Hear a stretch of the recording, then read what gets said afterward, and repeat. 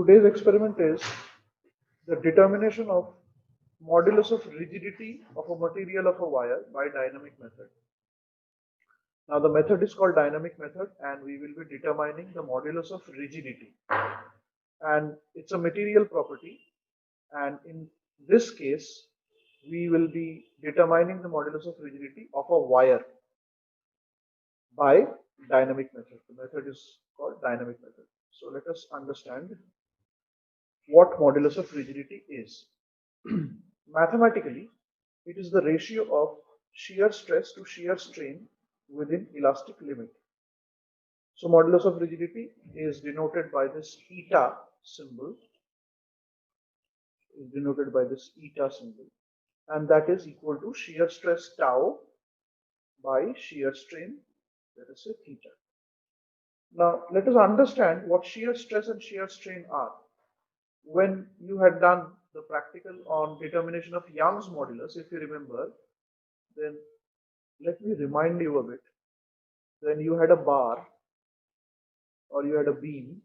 So if I draw the three-dimensional view of the bar, so this is the front portion, and I told you Young's modulus is the ratio of longitudinal stress by longitudinal strain, and the forces applied were along the length of the bar. So if you remember, these were the forces. So if I take this surface area and if I take this surface area, then the forces applied are perpendicular to the surface area. They are normal to the surface area. Those are called normal forces or normal stress. The stresses developed inside this material will be normal to the surface or the cross-sectional surface that I'm talking about here. So Young's modulus was the ratio of longitudinal stress by longitudinal strain. And if we apply a longitudinal force like this, the effect of this force would be to change the size of the object. That is, in this case, the force would try to change the length of the material. That is, it would try to change the size of the object. And these kinds of forces are perpendicular to this surface area that we are considering. We are focusing on this particular surface area, that is cross-sectional surface area or this surface area. And you can see that the forces that we are talking about, they are perpendicular to the surface area. Whereas shear stresses are, see, stress by definition is force per unit area, but it depends what force we are talking about.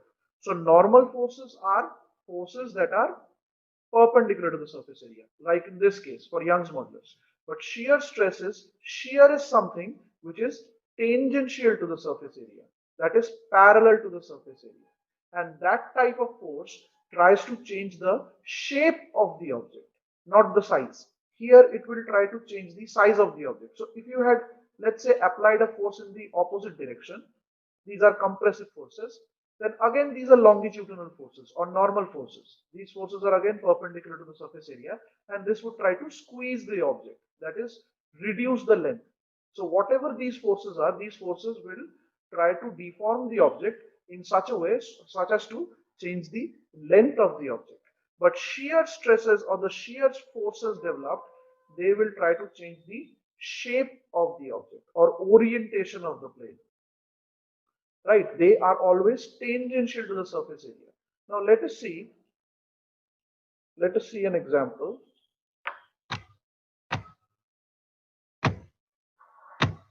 This is, I have drawn, let us say this is the plane, this is the plane that I have drawn, this is the plane,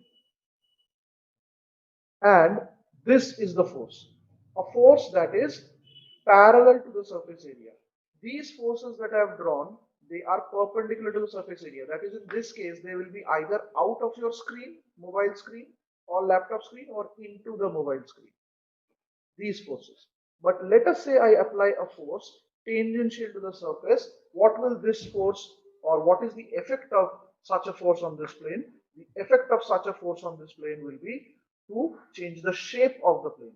So let us say the plane was a rectangular, in shape prior to the application of force.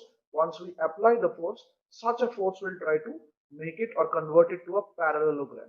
You can see, and there is an angle involved. You see there is an angle of deformation. and that angle of deformation is nothing but the shear strain.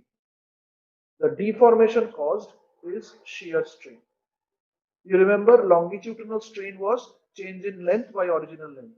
Here the deformation is the angle because it is changing the orientation of the plane. And this is the angle of deformation, let us say. And that is called theta. So this is the angle. This is the angle. This is the angle. Let us say it has shifted by the amount of x, and let us say the original side length was L. Then from this triangle, we can say if theta is very, very small, and remember this is all within elastic limit. This relation is valid only within elastic limit. So within elastic limit, let us say theta is small, and if theta is small, we know that tan theta can be approximated as theta. So what is shear strain? Shear strain is basically theta, which can be approximated as tan theta, and from the triangle we can see that tan theta is x by L. So this is shear strain. And what is shear stress? We know the definition of stress. Stress is basically force per unit area, the reactive force per unit area. But in this case, we also add the word shear to it, where shear means the forces that we are talking about, they are tangential force. So shear stresses are the tangential force per unit area. So if this is my force, the tangential force that I am applying, this force will try to change the shape of the object, and it will deform. The angle of deformation is, let us say, theta, and that tangential force is F, and the area is, say, A, then the shear stress would be F by A. Thus, let us understand the conceptual meaning of modulus of rigidity. Thus, for a given force, let us say tau, or stress, let us say, for a given force in a material with less theta, that is less deformation, has a higher modulus of rigidity. Please understand it mathematically. First, this is the relation. This is the modulus of rigidity, eta. So when will eta be higher? Let us say the force applied, F applied, is same. And if the deformation is low, theta is low because theta is in the denominator. If the deformation is low, the modulus of rigidity will be high. Let us consider two surfaces of different materials. That is, they have different modulus of rigidity. This is material A, let us say, and this is material B, let us say. Both are rectangular in shape. Let us say, for example, I apply the same tangential force F to both the materials. That is, the shear stresses are same. The shear stress, remember, shear stress is force per unit area. The applied force is same. So let us say that the shear stress is same, but this material A deforms less. Let us say it deforms after the application of force. It deforms like this. So this is the deformation of A. It has turned to a parallelogram, but the deformation is small. You can see this is the deformation. This is the angle of deformation. But let us say on application of the same force, B deforms to a much higher degree. Let us say B deforms like this. You can see B has deformed much more than A. That is, the deformation theta is higher for B. In case of A, it is lower. So whose modulus of rigidity is higher? A's modulus of rigidity is higher because the deformation is lower. You can see the deformation is in the denominator. The deformation is less, which means that the modulus of rigidity is high. So what does it conceptually mean? It conceptually means that it is the resistance offered by the material towards change in shape or orientation. Because if, for example, in this case, A is offering more resistance. A is offering more resistance. When A is offering more resistance, which means that A will deform less. More resistance implies the deformation would be less, and B is offering less resistance. So the same force is making B deform to a higher degree or higher extent. So B is deforming more. That implies that the resistance offered towards deformation for B is low, which implies that the modulus of rigidity is also low. But for A, it is the reverse. It is offering a higher resistance, means the deformation, it is not deforming by much, which implies that the modulus of rigidity of the material is also high. So modulus of rigidity conceptually is the resistance offered by the material towards shear forces, that is forces which are parallel to the surface. So if we apply some force which are parallel to the surface and check for the deformation, if the deformation is low, that means the material is offering a high resistance towards that deformation, towards change in shear deformation, towards change in shape, which implies in turn that the modulus of rigidity is high. So that is the conceptual meaning of modulus of rigidity. Now let us see the experimental setup, which you will be seeing in a moment how to do the experiment. So this is the experimental setup. This is the whole setup. To the left, in your slide, the left figure is showing the whole setup. You can see the wire over here. It is this wire whose modulus of rigidity we are going to measure. And you can see the end of the wire is attached to a cylinder. This cylinder, the magnified view is given. There is a pointer attached to the cylinder, and the cylinder is attached to the wire. This end is fixed. This end is fixed, and the cylinder, there is a pointer. You'll see the procedure, how to do the experiment, or what is the basic theory behind performing the experiment. So this is a simple setup for determining the modulus of rigidity of this wire, and this method is called dynamic method. You'll understand why is it called the dynamic method. So for the time being, this is the simple setup for measuring the modulus of rigidity of the wire. So let us understand the theory and the working formula. See, I'll take an analogy. I'll give you an analogy to make you understand the theory behind, or why we are using this dynamic method to find out the modulus of rigidity of the wire. So let us say, I know this picture is a bit hazy, but let me tell you, this is a spring mass system. On the left, you can see a GIF, a spring mass system is oscillating. This is what you can see. The spring has a spring constant of K. Now, this is a simple harmonic motion where we have neglected any damping forces, any air resistance or friction or whatever like that. We are neglecting any damping forces. So this is a simple harmonic motion. So if I stretch this mass from the equilibrium position to the right, and I leave this mass spring system will keep on oscillating forever and ever. Now, why, if you think about it, you have all read about simple harmonic oscillation in your high school physics. But if you think about it, what is it that is making this system oscillate? Understand the force that is in play when you are stretching this. When you are stretching this, the spring is deforming. You are elongating the spring. And since you are deforming the spring is trying to resist its deformation. And that is given by the spring constant or stiffness constant K. K denotes the resistance of the spring towards deformation. It is also called the stiffness constant, or how stiff the spring is.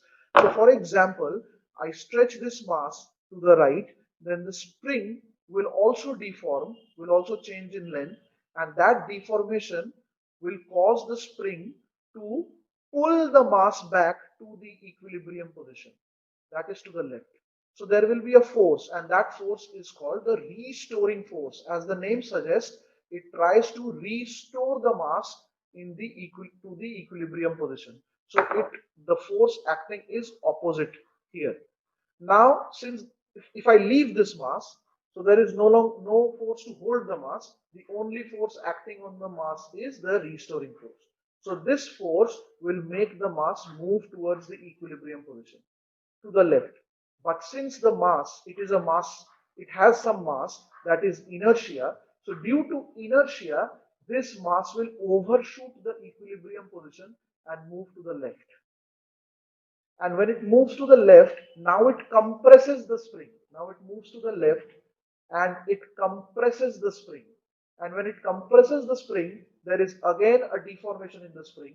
And since the spring is deformed, there is a restoring force again. It tries to again push the mass to the right so as to restore the equilibrium position. So again, when there is a deformation in the spring tries to resist that deformation and it tries to regain its equilibrium configuration by pushing the mass to the right. Now it pushes the mass to the right. Now the mass moves to the right.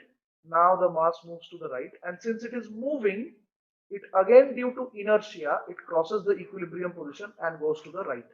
And it again stretches the spring, and this cycle goes on and on forever. So this is how oscillation takes place. So the force that is responsible over here is the restoring force of the spring. And please understand, the spring constant or the stiffness constant is the resistance offered by the spring to the deformation. So this is your differential equation. This is the equation that you studied in your high school physics. That is m d square x by dt square is minus of k of x. So if I rearrange the terms, I have d square x by dt square is minus k by m of x. And from this, you already know that the time period of oscillation is 2 pi root of m by k. Now this is very, very important. You see from here that the time period of oscillation depends on the stiffness of the spring. That is the resistance of the spring. Stiffness of the spring is the resistance offered by the spring. So the time period of oscillation depends on the resistance offered by the spring. Thus, I can write k is proportional to, if I square on both sides, k is proportional to 1 by t square. So this is what I have written. You can see the time period depends on k. That is a parameter that specifies the resistance towards deformation. I'll continue this argument in this case also. Now let us say this is what we have in our experiment. This is the wire, this is the wire, this is the wire, and here is the cylinder, the experimental setup that we have. We want to determine the modulus of rigidity of the wire. And please understand, modulus of rigidity, as I mentioned, is the resistance towards shearing deformation. That is resistance towards change in shape. Now what you do is, we slightly give this cylinder a twist, a slight twist. Remember, we will be working within elastic limit, so we cannot give it a huge twist. So a slight twist in the cylinder will automatically twist the wire. And if it twists the wire is deformed, and the forces over here are tangential. We are applying tangential stresses to the wire. Since we are twisting the cylinder gets twisted, which in turn twists the wire, that means that we are applying shear forces. The wire will change in shape, and since the wire twists, there will be a resistance towards the deformation, and that resistance is nothing but the modulus of rigidity of the wire. Here the resistance was, why the analogy? Now you understand why the analogy. Here the resistance was the stiffness constant of the spring. Here the resistance is the modulus of rigidity of this wire. Now if you twist this cylinder and release it, what will happen? This will execute simple harmonic motion, because if you twist it, the wire twists, and now if you release it, because of the rigidity of the wire will try to regain its equilibrium configuration. That is, it will try to untwist itself, and in the process of doing so, this will rotate the cylinder in the opposite direction. And now since the cylinder is rotating, that is, it has rotational kinetic energy, the cylinder will, again due to inertia, it will overshoot the equilibrium position, and now it will twist the wire in the opposite direction. Now since the wire gets twisted in the opposite direction, again the modulus of rigidity will come into play, and because the wire has a modulus of rigidity, it will try to untwist it. That is it will try to resist that deformation, and again it will push the cylinder in the opposite direction.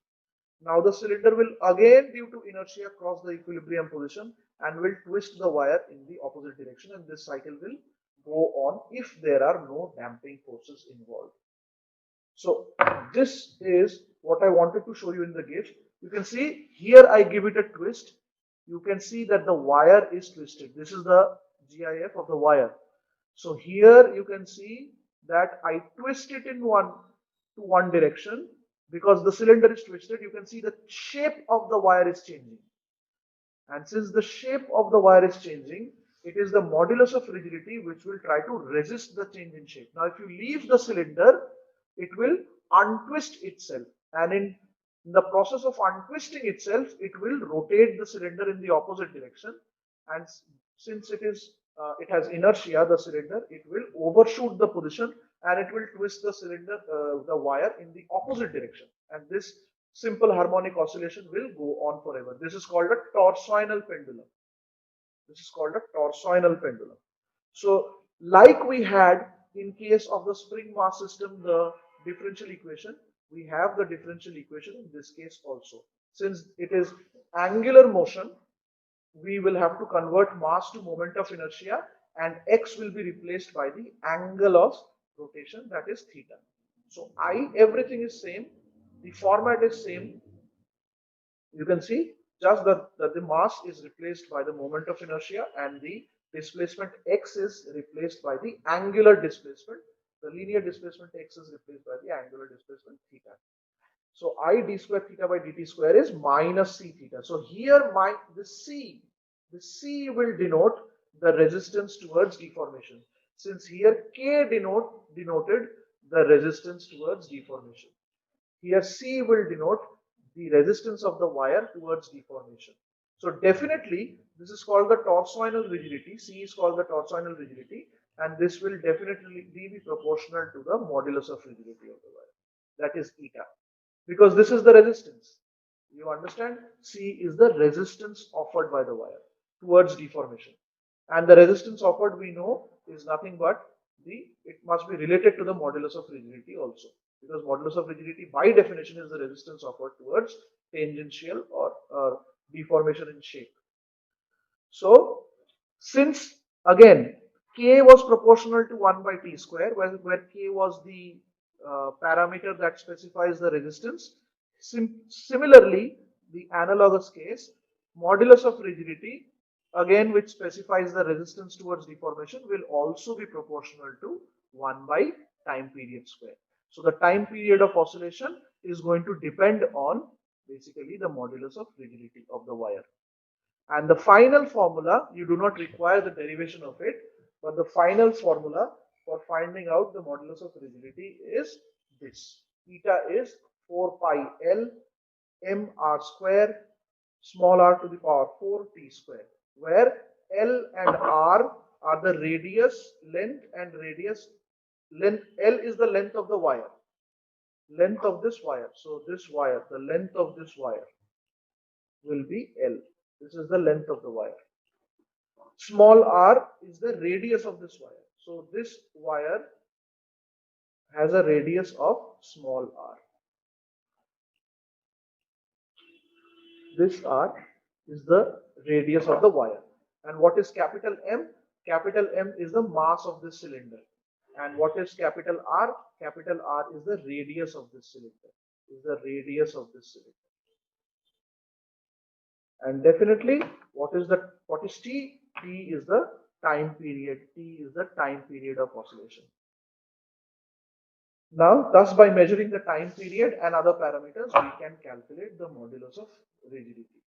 And we are going to demonstrate that how you are going to perform the experiment.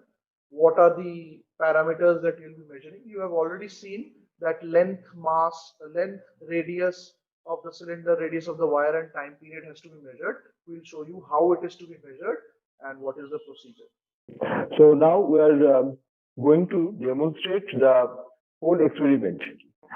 Now, if you observe here, this is our experimental setup. This is the wire whose rigidity modulus we need to estimate. And you observe the wire is fixed. At the one end of the wire is fixed at this point. So this end is fixed, and the other end of that wire is connected with a cylinder. So both ends of the wire is actually fixed, but we can rotate this cylinder, and if I rotate the cylinder, then a tangential force will be acted on this wire. Okay, so here our purpose is not to give a normal force. If we want to supply more amount of normal force, then what we have to do? We have to only increase the mass of the cylinder, and that's not our purpose. Our purpose is to supply a tangential force, so that a tangential stress will be applied on this wire. And because we want to determine the rigidity modulus of the material of this wire, and for that, we are using the dynamic method where we can twist, we can rotate this cylinder, and with this rotation of the cylinder, we can estimate the time period of oscillation, and from that, as it was discussed in theory, we can estimate the rigidity modulus. Now, if you check the working formula of the rigidity modulus, it is 4 pi L, L being the length of the wire. That means we need to estimate the length of this wire. Next, what we require is 4 pi L capital M capital R square by small r to the power 4 T square, where M is the mass of the cylinder, that means mass of this cylinder, and it is supplied. So for us, we'll treat the mass of the cylinder as constant because we are not measuring it. It is simply given to us. So we'll say it is constant. Then we require to estimate the radius of the cylinder. So this one, the capital R is the radius of the cylinder. So we need to measure the radius of this cylinder. And for that, we can first estimate the diameter of the cylinder. We will estimate the diameter of the cylinder. Then what we require? We require the radius of the wire itself. That means again, we will first measure the diameter of this wire, and from that we can estimate the radius. And the last but not the least, the time period of oscillation. That means whenever this cylinder is rotated, then we can estimate the time period of oscillation. We'll come one by one. So first, we'll try to measure the length of the wire. This is a straightforward process. So what we'll do, we'll take any type of string, like I am taking a string like this, because I cannot place the meter scale on this wire. It will be tilted in that case. So what we'll do, I'll place one end of this wire at the initial part of the wire. So one end of the string is attached to the initial part of that wire, and I will find out the other end of the string, which will be just attaching the other end of the wire. We'll place it fixed and straight. So that instead of the wire, now I'm getting the length of the string. Now we'll place the length, we'll place the string on a meter scale.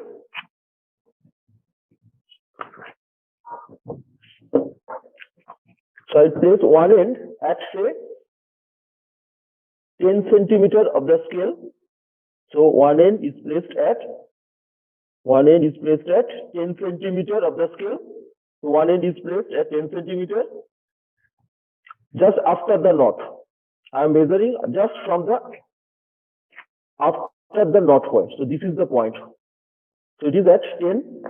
Now I will check the other portion of the string.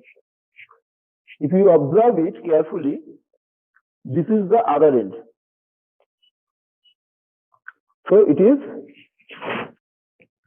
just crossed 96. It is 96.2. It is 96.2. So we have started from 10 and the other end is at 96.2. So what is the length of the string? We observe it is 96.2 minus 10, that is 86.2 centimeters. So by this way, we can measure the length of the wire with the help of the length of the string. Now we will do this process it thrice in total to avoid observational error and human error, and if there is any random errors exist. So we'll do the same process 3 times. So in each case, we'll measure the length of the wire and it will vary to some extent. So then, or it may not, depending on how you are measuring it. Then from the average of these 3, we can estimate the length of the wire. So length of the wire is determined. Next, we'll try to measure the diameter of the cylinder. So diameter of the cylinder. Now the point is, whenever we are trying to measure the length of the wire, we have used a normal meter scale whose least count is 0.1 centimeter. We know it. That the smallest value that can be measured with the help of a meter scale is 0.1 centimeter. We cannot measure anything less than that. But that was sufficient because our measured value was above 80 centimeters. So with respect to that value, 0.1 centimeter is really very small. So it will not introduce much amount of error. On the other hand, hopefully you understand the diameter of the cylinder is much smaller. So in this case, if I use a normal scale for this measurement, though placement of that scale will be very difficult, whatever. But the point I want to make that I cannot use any instrument for the measurement of diameter of the cylinder whose least count is say 0.1 centimeter, because that will be an erroneous measurement. Moreover, if you check your working formula, you observe that in the formula R has the power of 2. R square, capital R square is written. That means whenever you are trying to find out the proportion error in measurement of rigidity modulus, that is delta eta by eta. That means if you just partially differentiate both sides, then you will get delta eta by eta on left hand side, and on right hand side you will get several quantities, and for R you will get twice delta R by R. What is delta R by R? Delta R by R is the proportional error in measurement of radius of the cylinder. But you observe 2 is multiplied with it. So whatever will be the value delta R by R, that will be multiplied with 2. So net effect will be increased. Net effect is twice of that value. That means the point is that we need to measure it more accurately than the length of the wire. Therefore, we need to use a device which has more accuracy. That means whose least count will be smaller than the previous instrument, that is normal scale. So for that, we are using a slide calipers. We have used slide calipers before during the determination of Young's modulus. So here we are using the same slide calipers. And if we look at it, when the 2 jaws are closed completely, you observe this is your linear scale, this is the linear scale, this is the linear scale in centimeter, and what will be the smallest value of the linear scale? You observe between say 4 and 5. Between 4 and 5, how many divisions are there? 10 divisions. So value of one smallest division in linear scale is 0.1 centimeter, just like normal scale. So least count or smallest division of the linear scale is 0.1 centimeter. But we are not satisfied with it. We need to decrease this value. So that's why we are using a vernier. So you observe there is a vernier attached to it. You observe this one, the lower part, this part. This is there is a vernier attached to it. You observe how many lines are there? 10 lines are there. 10 lines are there. And when the jaws are completely closed, then the first line of vernier is coinciding with the 0 line of the linear scale. First line of the vernier is coinciding with the 0 of the main scale, 0 of the linear scale. And when we have discussed the use of vernier, then we know that verniers are so designed that whatever be the number of lines in the vernier, that will coincide with one less number of main scale. That means if we have 20 divisions in the vernier, then 20th division will coincide with 19th of the main scale. Like in case of microscope that you have used during Young's modulus experiment, there are 50 divisions in the vernier of the microscope, and the 50th vernier coincides with the 49th of the main scale. So here, how many verniers we have? We have 10 verniers. That means 10th vernier, that last one, the 10th vernier is actually coinciding with 9th of the main scale. So you observe this is the 9th, it is coinciding with the 9th. This is 10th, so the 9th of the linear scale is coinciding with the 10th of the vernier. So 10 verniers are equivalent to 9 linear scale. So one vernier is equivalent to 9 by 10. That means the change is 1 minus 9 by 10, that is 1 by 10. We multiply with the smallest value of the linear scale, that is 0.1 centimeter. So 0.1 into 1 by 10, 0.01 centimeter is the vernier constant. We have determined it before, so just a quick revision.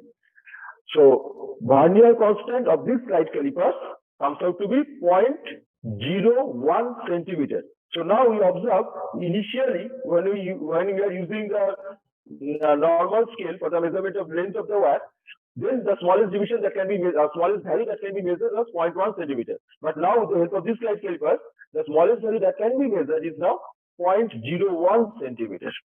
So now we can use this slide calipers for our measurement. How will you do that? First, we will open the jaws like this and place the cylinder in between the two jaws like this. So we'll say near the bottom portion of the cylinder, I am placing it in such a way that the cylinder is just in between. Cylinder is in between the two jaws of the slide calipers.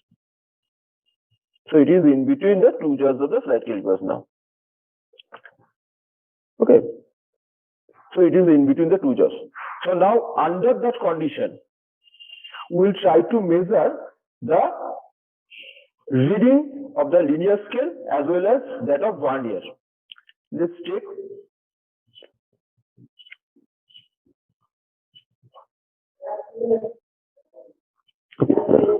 let me move it a bit. That will be better. Now you observe. So you observe, this is our vernier, the lower part. The lower portion is the vernier. So this is the vernier. Okay. Now check the position of the first vernier. Check the position of the first vernier. You observe the first vernier just crosses 6.3 centimeters of the linear scale. Check it. It is after this line.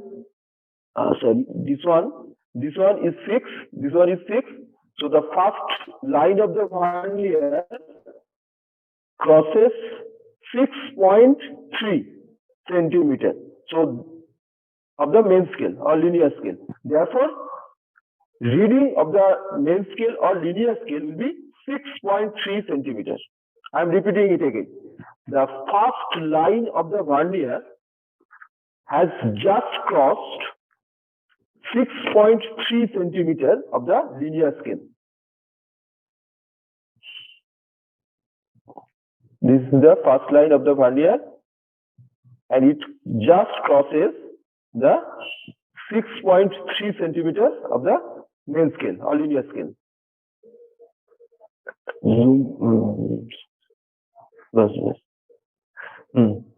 Therefore, our main scale reading or linear scale reading is 6.3 centimeters. Next, we need to find out the vernier because we can observe that first line does not coincide with the 6.3. It just crosses. That means the actual value should be greater than 6.3. Maybe it is very small. It is between 6.3 and 6.4, no doubt. But we can add some extra digit after 6.3. So how will you do that? We'll check out of these 10 verniers, which one is coinciding with any linear scale line. So we have 10 verniers. Which of that 10 verniers is actually coinciding with any linear scale line? So you observe fourth of the verniers. This is the fourth. The fourth of the vernier is actually coinciding with a linear scale line. Therefore, the vernier reading is 4. But what is the value? The value is 4 into vernier constant of the instrument. And vernier constant, we have already know that it is 0.01 centimeter. That is 4 into 0.01 centimeter. That is 0.04 centimeter will be the value for vernier reading. So total reading, linear was 6.3 plus vernier 0.04. So total is 6.34. So it is in between 6.3 and 6.4, but our accuracy has been improved. Instead of 6.3, now we can say 6.34, so accuracy has been improved. So reading is 6.34. How we have done it? We have measured the main scale value. How we have measured the main scale value? We have checked the position of the first line of the vernier. The first line of the vernier just crosses 6.3 centimeters, so main scale reading is 6.3. Then we have checked which of this vernier, we have 10 verniers, which of this 10 verniers is actually coinciding with any linear scale line, and we have observed that the fourth of the vernier is actually coinciding. So reading is 4, value will be 4 into 0.01, that is 0.04. We add these two. So 6.3 plus 0.04, 6.34 centimeter. So we have measured the reading under this condition. So what we have done, we have placed the slide caliper near the bottom portion of the cylinder, and under that case, we have measured it. Now what we will do, we will open it again. Near the lower end, we will find out a position which is at 90 degrees with the previous position. That means if that was the initial case where we have measured the diameter of the cylinder, now we will measure at a position which is perpendicular to the previous case, at a right angle to the previous case. So right angle to the previous case. So this will be the position. If this is 1, this will be other. If you say this is 1, that will be other. If you have say this is 1 reading, then other will be this. So it is your choice. So point is, at near the lower end of the cylinder, we will try to measure the main scale, vernier, and total for 2 positions which are at 90 degrees each other. Okay. Then we'll repeat it for the mid position. That means we'll now place the slide caliper near the middle portion of the cylinder. We will again now estimate the main scale reading, the vernier reading, and hence total. That means diameter is measured under this condition. Then we will measure the diameter again at a position which is 90 degrees to the previous case. Then we will repeat it near the upper portion of the cylinder like this. again at two different positions which are at 90 degree to each other. So if this is one, another will be 90 degree, like this. So basically what we are doing, we are taking the measurement of the diameter of the cylinder at three different locations: lower, middle, upper, and at 90 degree with each other. So total 6 readings we are taking, so that we can reduce the human errors or random errors, or if there is any problem with the uniformity of the cylinder, that can also be taken into account. That's why at 3 different regions we have measured, and at 2 perpendicular positions we have measured. So total 6 readings. So diameter of the cylinder can be measured in this way. So 6 diameters we have measured. So 6 diameters we have measured. Then we'll check whether there is any instrumental error in this slide caliper. How will you check it? For that, what we'll do, we'll place the 2 jaws connected with each other. That means jaws are now completely closed. Under the situation, we will check the position of the.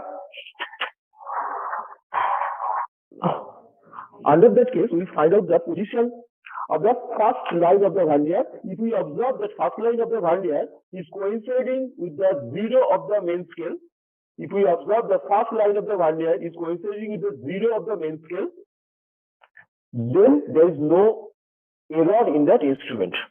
So in this case, and generally in case of slide calipers, instrumental error is negligibly small or 0. So we have no error. Therefore, what we can do, we go from the 6 readings of the diameter of the cylinder, we can take the average. That means we will add these 6 readings, divide by 6 to get the average value. And then if I divide it by 2, we will get the radius of the cylinder. So that's done. Next, we need to find out radius of the wire. That is difficult, because now you can understand the radius of the wire is very small. In fact, the diameter will be of the order of 0.1 centimeters. So it's very small. So which type of instrument should be used? So for that, we need one type of instrument which has better accuracy. That means the least count should be smaller than the previous cases. So in the first case, we have used an instrument, a scale, whose least count was 0.1 centimeter. Then for measurement of radius of the diameter of the cylinder, we have used slide calipers, whose least count is now 0.01 centimeter. But we are not satisfied with using this instrument for the measurement of diameter of the wire. One problem is how to place it. The most important problem is the accuracy. In fact, if you again check the working formula, you observe that with smaller, power of 4 is attached. That means whenever you will try to find out the proportional error, it will be 4 delta smaller by smaller.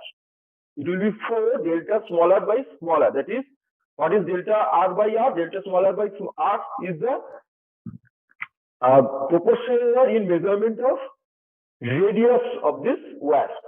And effectively, it is 4 times of delta r by r.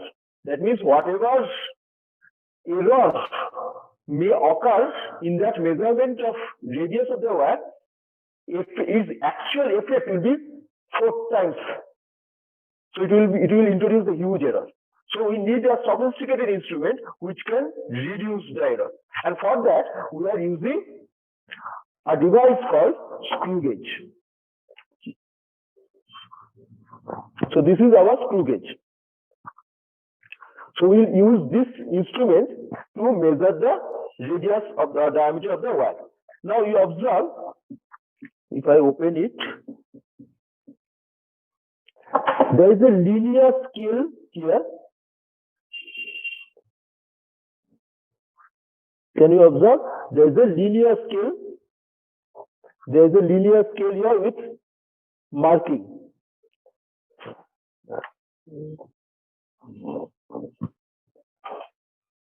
Just a second.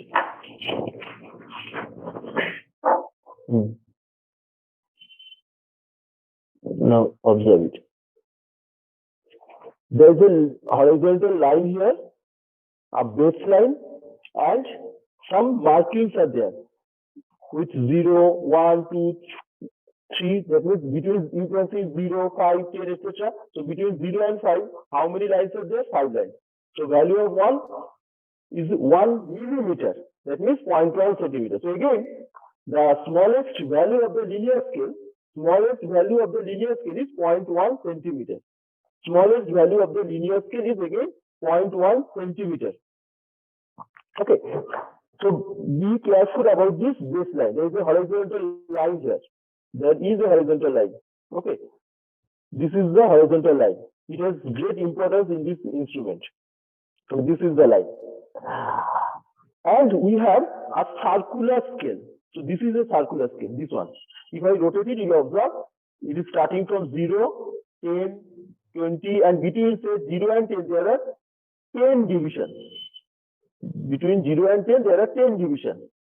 So 10, 20, 30, 40, 50, 60, up to 90, then again 0. That means total number of division in circular scale is 100.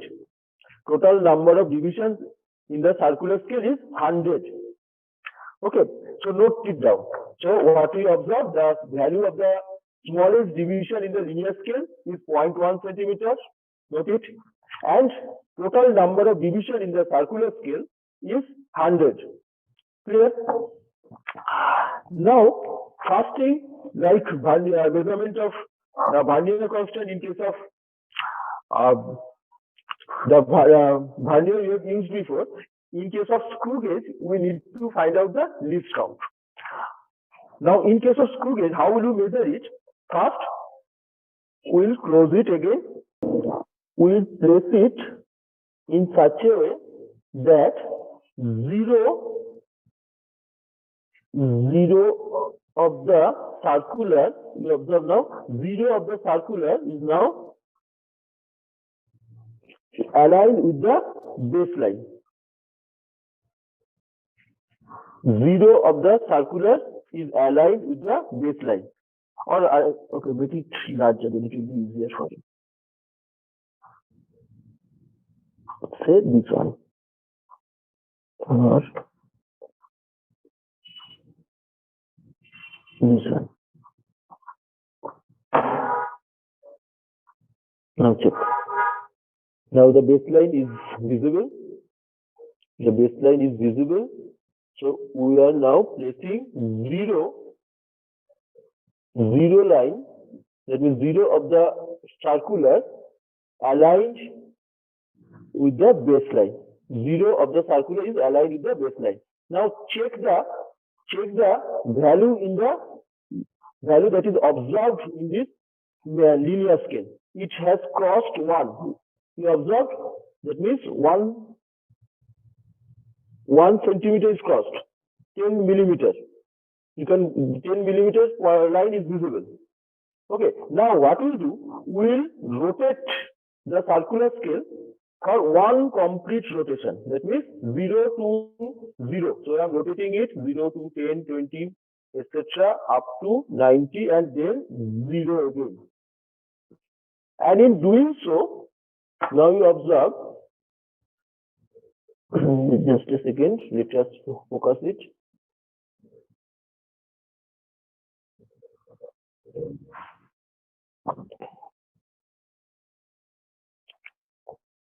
So whenever we have done it, you observe one more line in the linear scale is visible. That means when the circular scale is rotated fully, then one line of the main scale is shifted. And we know what is the value of one line of the main scale, 0.1 centimeter. So that value is called pitch of the instrument.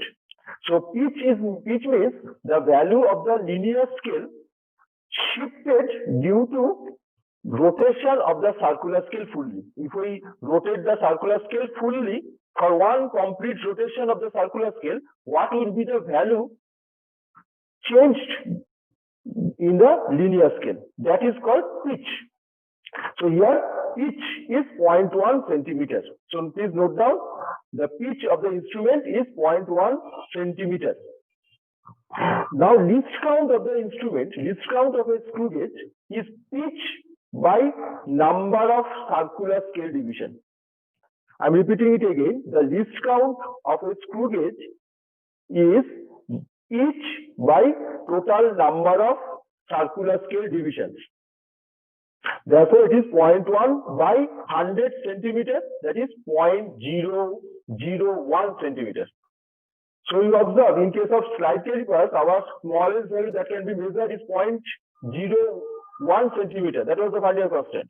But in this case, the least count, that is the smallest value that can be measured with this instrument, will be 0.001 centimeters. Accuracy has been improved. So you have obtained that type of accuracy in microscope also, where the Vernier constant was 0.001. But with the help of this small device, you can have the same amount of accuracy. Okay, another thing we need to know is there any instrumental errors in this case, and how to observe it? For that, first thing, we will again close the two jaws. So jaws are now closed completely. So this is the open case. Now we have closed it. The jaws are now closed. So under that condition, ideally, zero of the circular scale should align with the baseline. That means that horizontal line you have observed on that linear scale. Ideally, the zero of the circular scale should be aligned with the baseline. But here what we observe, this is the baseline. This was the baseline. Okay. Check. This is the baseline. The horizontal line now visible. Now, if I close the jaws are now closed. So under that condition, zero should coincide with the baseline. But what we observe, it is not zero which is coinciding. Rather, it is 16 or 15. 15th of the circular scale, which is actually now aligned with that baseline of the linear scale. You observe 15th of the circular scale is actually now aligned with the baseline. Let me just a second. I will try to show you. This is the line. This is the line which is now along with the horizontal line of the linear scale. Okay. So there is some instrumental error in this case. So what we have observed that when the two jaws are connected with each other, then ideally zero of the circular should be aligned with the baseline of the linear scale.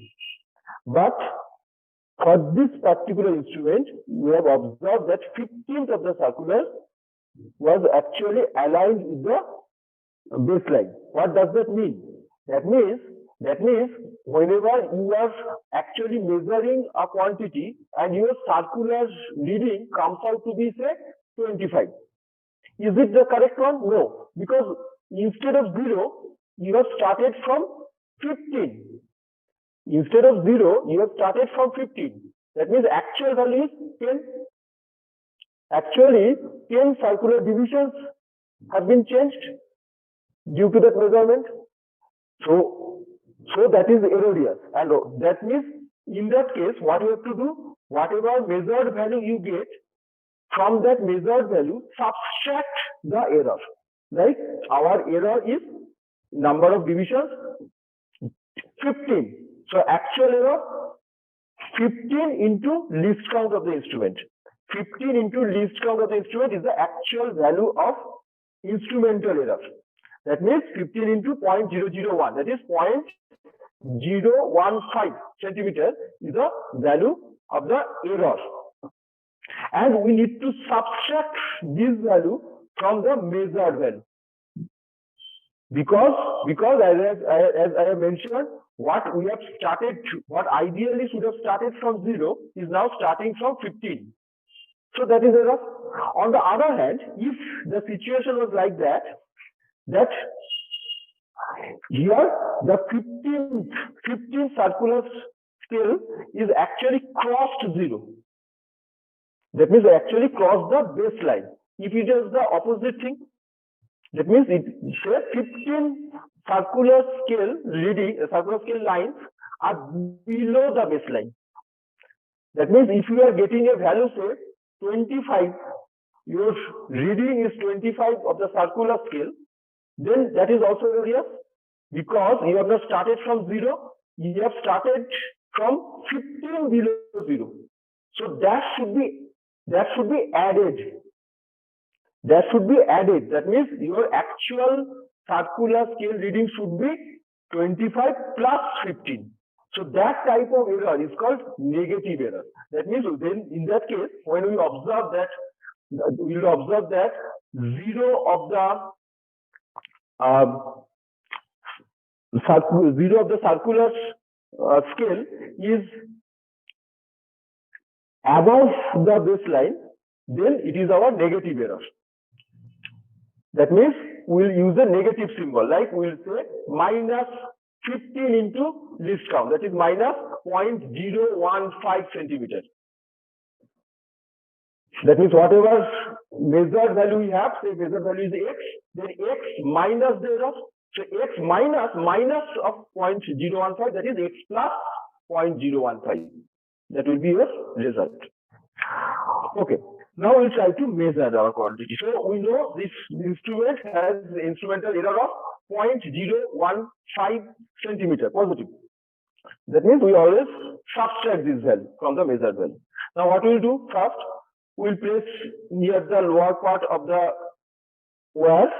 Near the lower part of the wire, we place the wire in such a way that it is in between the two jaws, and we'll try to place it at the middle of the two jaws. So like this. Now we'll rotate this part to make it tight. Okay, done. So now it is fixed.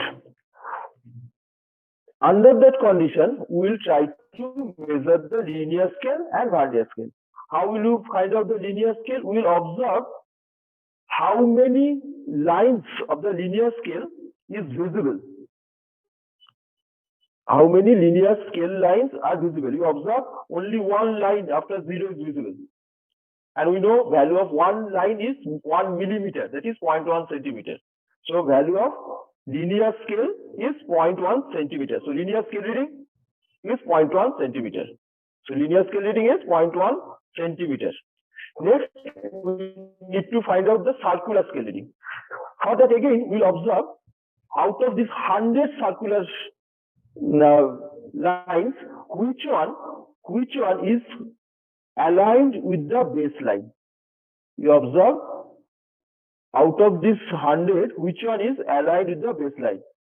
And we observe here 30th circular line is actually aligned with that baseline. So this is the baseline, this is the baseline, this is the baseline, this is the baseline. So the baseline is aligned with 30th of the circular scale line. So our reading is 30. Reading of the circular scale is 30. And value 30 into least count, that is 30 into 0.001 centimeter. So total will be 0.1, the linear scale value, 0.1 plus 30 into 0.001. That is 0.130. That will be in centimeter, that will be your total reading. So that will be the diameter of this wire. So diameter is 0.130 centimeters. So we can measure up to 3 decimal points. Next, what we'll do, just like the measurement of diameter of the cylinder, we'll now place it near that same location, only at 90-degree position, at right angle to the previous position. And do the same process. That means again, under that condition, we'll measure the linear scale reading. That means how many linear lines are visible. Then we'll find out the circular scale reading. That means which of the circular scale line is aligned with the baseline. And then we'll add it to get the total reading. And we'll do this at again 3 different locations. One was at the near portion, the bottom portion of the wire. Next, we will repeat it at the middle portion. So at this position, say, we will measure it and at 90 degrees. So if I measure one here, another will be at 90 degree position. If I measure one like this, another will be at 90 degree position like this. And another at the higher location, say at the upper portion of the wire. Again, if there is some problem in the uniformity of the wire, that can be taken into account. So here, if I measure one, another can be measured like this. If I measure one like this, I can measure another like this. So that is 2 positions at each location. So total readings again 6. So we'll measure 6 diameter positions. That means we will measure the diameter of this wire at 3 different locations, and at each location at 90 degree from each other. And so we will get 6 measured values, but we know they are not correct because there is some instrumental error. So from each value we can subtract the instrumental error to get the corrected diameter. So we get 6 corrected diameters. We take the average of those 6 to get the mean or average diameter, divided by 2, we will get the radius of the wire. So 3 measurements done. The last one, we need to measure the time period of oscillation. Now what is meant by time period? Time period means for the time required for one complete rotation or one complete oscillation. That is the time period. So here what we'll do, we need to give a tangential stress, and that is given by rotation of this cylinder. And as I mentioned, during that rotation, we can measure this time period. So what we'll do, we'll make a small change in angle. Why small? Because if I make a larger angle, you observe along with rotation, there is vibrations also. And in that formula, we have not taken into account of this vibration. So it will be erroneous. That's why what we'll do, we'll from this equilibrium position, from this rest position, we'll slightly rotate it, say between 30 degree, then release it. So now it is rotating. So we observe it is rotating between 2 points. So it is the extreme left point. This point is extreme left, and this is extreme right. So it is in between these 2 locations, left and right points. It is rotating between these 2, and with air damping, the amplitude will decrease continuously. So what we want to find out is to measure the time for one complete rotation or complete oscillation. That means suppose when it will be at this extreme left end, when it will be at this point, then we start measurement of the time. That means when it is here now, we start measurement of the time, and when again it comes back, that means it is moving from this position, comes here. It is moving from this position, comes here. From this position, it comes here, then goes back to that position. One complete rotation is done. One complete oscillation is done. One complete oscillation is done. When it starts from this end, comes here, again comes back. So one complete oscillation is done now. So we need to measure that time. And how will you do that?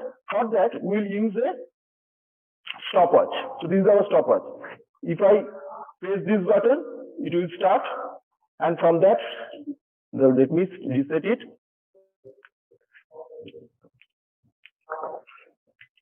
Just a second. This is giving some error. So this is the 0. Now, when we press it, it will start measuring the time, and with the help of that same knob, we can stop it. So now it shows 5.62 seconds. It is 5.62 seconds. That means the smallest value that can be measured is 0.01 seconds with this stopwatch, 0.01 second, because now it is 5.62 seconds. Now it is 7.02 seconds. Okay, so we can measure it, and with the help of this one, we can reset it. Like we can now reset to 0. So now think how difficult it is to measure time for one oscillation. I'm again start rotating it. So now what we'll do, when it is at the extreme left end, we'll start the watch. When it will come back to that end again, we'll stop it. Now I'm trying to do it. According to my calculation, it is showing 1.44 seconds. That means time period of oscillation is 1.44 seconds. But is it correct? Have I started the watch only when the tip, only when this pointer was at the extreme left? Am I sure that I have stopped it when again the pointer comes back to the extreme left? That means the starting and stoppage of the watch should be exactly at that time when the pointer was at extreme left. We cannot measure it so accurately. So there will be a huge amount of human error. Roughly say 0.5 seconds, that would be the human error. If I practice it, it can be reduced to say 0.3 seconds. But with respect to 1.4 seconds, 0.3 seconds is large enough. So if I try to measure the time period of oscillation in this way, it will give a huge error. Though I am using an instrument whose least count is 0.01 seconds, still a huge error will occur due to human error. So what can be done? So what we could do, instead of measuring the time for one oscillation, we will measure time for 20 oscillations. So we'll try to measure for 20 oscillations. Like when it will go to the extreme left, we'll start. Now we'll just count the number 1, 2, 3, 4. I will just count the number of oscillations. And when it will be 20, then we'll stop. Suppose though it is not now, still suppose now it is 20. Then I will stop it. So whatever time we'll get for 20 oscillations, this time we get is for 20 oscillations. Now in this case also there will be some human error. That means I have not started it. I have started the watch only when the pointer was at the extreme left, or when the pointer again comes back to the extreme left, then I stopped it. No. So there was some error. Say error is again 0.5 seconds. But that error is now distributed among 20 oscillations. Therefore, if I find out the time period, how will you find out the time period? Whatever time we get for 20 oscillations, we divide it by 20. Suppose I get the total time as t seconds. So we get the time period of oscillation is t by 20 seconds.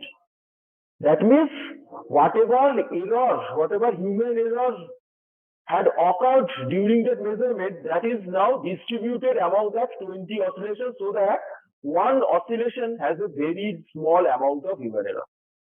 So we can reduce the amount of human error by that way. So this is the way we can measure the time period of oscillation. It's very simple, only need to understand it. And we will do it, we'll repeat it 3 times. So that the error can be more minimized. So what we have done, we have we had the variables, length, diameter, and time period. So we have measured the length of the wire. We have measured the length of the wire with the help of a linear scale, whose least count is 0.1 centimeter. Then we have measured the diameter of the cylinder with the help of a slide caliper, whose least count is 0.01 centimeter. And we have measured the diameter of the wire itself by a screw gauge, whose least count is 0.001 centimeter. And then we have measured the time period of oscillation by measuring actually 20 oscillations.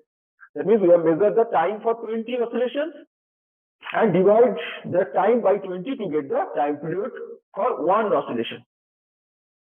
So that's why we can measure all these variables. Now we'll again discuss the tables with the help of the PowerPoint. These will be the tables that will be supplied to you, and I think it is discussed that the length of the wire will be measured 3 times, and let us say these are the 3 times, and this will be the average, the least count of screw gauge, the value of one smallest linear scale division is 0.1, screw pitch is 0.1, number of circular scale divisions as you saw was 100, and the least count was 0.001. So the radius of the wire. So this is the linear scale reading. These are the linear scale readings, and let us say in this case the circular scale reading was 37. So you multiplied 37 with 0.001 and you got 0.037. In this case the circular scale reading was 44. So you have to multiply 44 with 0.001 in order to get. So in this case again it is 37. In this case again the circular scale reading is 42. So multiplying all of these readings with the least count, you get the circular scale reading, and adding these two, you get this. Adding these two, you get this. Right? And this is the instrumental error. That is 21 was your positive error. You multiply 21 with, again, the least count, and you get this. So it is positive error. So in order to get the corrected diameter, you need to subtract this from all of this. From all of this. You subtract this. That is what you get the corrected. So you subtract 0.021 from 0.137, you get 0.116. So this is what you get the corrected diameter. So take the average of all the 6, you get this average diameter, and you take the half of it, you get the radius of the wire. So this is small r. So this is small r. Fine. Had your instrumental error been negative, agar ye negative hota, you would have added these to all these values. In case of negative error, you would have added this. I mean, minus of this would have added 0.021. But since it is a positive error, this will get subtracted. So fine, this is now again total time. This is the time. Table 4 is measurement of time period. You take the time for 20 oscillations as sir was mentioning, and you take them thrice. Take the time taken for 20 oscillations thrice. Average all the 3. This is what you get for 20 oscillations. This is the average time taken for 20 oscillations. Now what is the time period? Time period is definitely this divided by, or this divided by 20. So you have the average time period as this 1.0172. So refer to the readings that are being supplied to you, the data, in order to find out the average of all. So now again, for a slide caliper, you know 10 divisions of vernier scale corresponds to 9 division. So you know the least count of slide calipers is 0.01. Nothing to mention. So again, the diameter of the cylinder that we were talking about. So there are 6 readings, 3 different locations, and in a particular location, 2 perpendicular directions. So the main scale reading is 5 for all the cases. The vernier scale reading in this case is 8, let us say. In the second one, it is 7. In the third one, it is 10. So in every case, you multiply it with the least count, 0.01, and you get these readings. You add the 2, the main scale and the vernier scale. what you get is the total one. So you take the average of all these, you get 5.080 as the mean diameter. And as sir was showing you, there was no instrumental error for slide caliper, so it is 0. So the corrected is also 5.080. So the radius of the cylinder, capital R, would be half of this, that is 2.540 centimeter. So the tables are complete. All the readings or all the data for the parameters that you need in order to calculate the modulus of rigidity is already there. Now let us calculate the modulus of rigidity. The formula is 4 pi L m r square, where m is the mass of the cylinder that is being supplied to you. So let us put every value. So it is 4 pi. L was, this is the average value. This is the average value of length 86. This is the mass. 2.54 is, you saw the radius of the cylinder that we found out, the average value. Square, the radius of the wire using a screw gauge, the average value came out to be from the table 0.0594 raised to the power 4, and the time period of oscillation, the average came out to be 1.0172. You would find a different set of values because the data set is different for you. So calculate it likewise, and what do you get? You get the modulus of rigidity as the calculator shows you by putting all these values 7.8484748 into 10 to the power of 11 9 per centimeter square. See, this is the CGS unit. Now the calculator shows you 7 digits after decimal point. You cannot write 7 digits. Your proportional error will restrict the number of digits that you can write. So let us see what the proportional error is. The maximum proportional error is, you see, mass is supplied, so that is a constant. So it will be delta L by L. R is raised to the power of 2, so you have a 2 out. Delta R by R. The small r is raised to the power 4, so it is 4 out. Delta R by R. Time period is raised to the power 2, so it is 2 delta T by T. But these are the least counts of the instruments with which you are measuring them. These are the least count of the instruments. And we know the least count. We know delta L. You measured it with a scale. The least count is 0.1 centimeter. You measured the radius or the diameter of the cylinder with a slide caliper. So the least count is 0.01 centimeter. And you measured the radius of the wire using a screw gauge. So the least count is 0.001 centimeter. And delta T is this should be capital T. Capital T, since it is capital T over here, it is the least count of the stopwatch, which is 0.01 seconds. And these are the values that you are getting. L length, R radius of the cylinder, radius of the wire, and time period that you get. So by putting all these values, you get delta eta by eta, that is maximum proportional error, as 0.096. So that is approximately, or that is not approximately, exactly 9.6% error. So that the percentage error is 9.6. So around 10% error you are getting. So with a 10% of error, you just cannot write 7 digits after decimal point. You just cannot write with 10% of error. So let us see how to truncate it. You know how to truncate it. In order to truncate your result, you need to find the absolute error. The absolute error is delta eta, and that is the multiplication of delta eta by eta into eta. This was your relative error or the proportional error, and this was the value that you got. So you multiply these two, you get delta eta. The absolute value of error is this. So when you add delta eta, add and subtract delta eta with eta, which is the first decimal digit that gets affected, it is, you can see it is 0.75. So if you add 0.75 or subtract 0.75 from this result, it is 8 which is getting affected first, because it is 7 over here. So you are not sure about 8. So if you are not sure about 8, you are not sure about the rest of them. So no need to write them. So you have to truncate up to 8 and put a bar above 8, thereby showing that you are not sure about 8 itself. So 7.8 bar plus minus 0.7, no need to write this 5, 0.7 into 10 to the power of 11, 9 per centimeter square. That is your final result for calculation of modulus of rigidity.